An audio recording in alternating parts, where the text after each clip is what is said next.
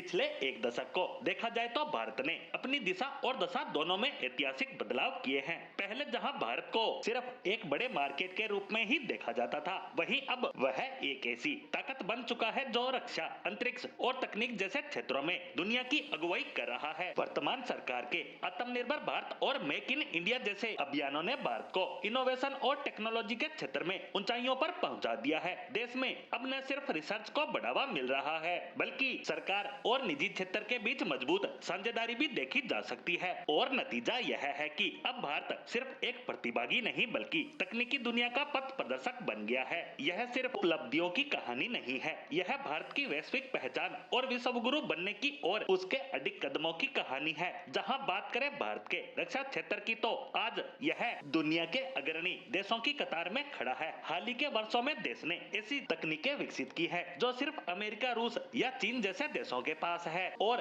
इस लिस्ट में पहले नंबर पर आता है डीआरडीओ द्वारा हाल ही में विकसित लेजर आधारित हथियार प्रणाली। दरअसल भारत ने एक बड़ी छलांग लगाते हुए ऐसे लेजर तकनीक का सफल परीक्षण किया है जो दुश्मन के ड्रोन और फिक्स्ड विंग सिस्टम को निष्क्रिय कर सकती है। इस सफलता के साथ ही भारत अब अमेरिका, रूस और चीन जैसे देशों की उस छोटी सी सूची में शामिल हो गया है जो इस तकनीक में महारत रखते हैं। वहीं दूसरे हथियार की बात करें तो 2024 में भारत ने देश की पहली लंबी दूरी की हाइपरसोनिक मिसाइल का सफल परीक्षण किया जो पारंपरिक और परमाणु दोनों तरह के हथियार ले जाने में सक्षम है। इसके साथ साथ भारत ने MIRV तकनीक से लैस अग्नि 5 का सफल परीक्षण भी किया है। इसमें एक मिसाइल से कई लक्ष्यों को एक साथ नष्ट किया जा सकता है। इसके अलावा भारत आकाश एयर डिफेंस सिस्टम, स्वदेशी स्टेल्थ UAV की उड़ान और नेवल BMD क्षमता हासिल करने में भी सफल रहा है। इसके साथ साथ भारत ने अंतरिक्ष के क्षेत्र में भी ऐसी ऊंचाइयों को छू लिया है जिन्हें असंभव माना जाता था।